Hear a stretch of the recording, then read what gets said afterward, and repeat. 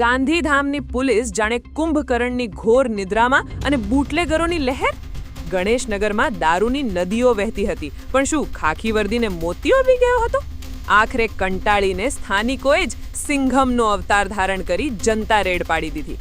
જાણે શાકભાજી વેચાતી હોય તેમ ખુલ્લેઆમ દેશી દારૂનો ઓપન બાર ધમધમતો હતો અને પોલીસના પેટનું પાણીએ નહોતું હલતું.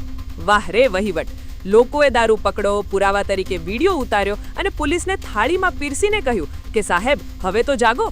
આ દ્રશ્યો જોઈને લાગે છે કે ગાંધીના ગુજરાતમાં હવે પ્રજાએ જ પોલીસનું કામ કરવું પડશે, બાકી તંત્ર તો માત્ર તમાશો જ જોશે.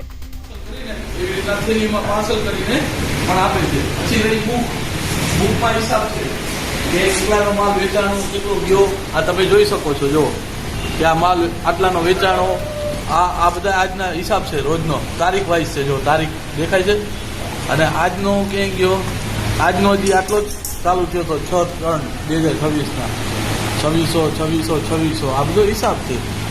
ગુડ, સરસ. અને પછી પ્લસ કેમેરા રાખેલા છે, કેમેરા છે. હવે જોઈશી તંત્રને શું કરે છે.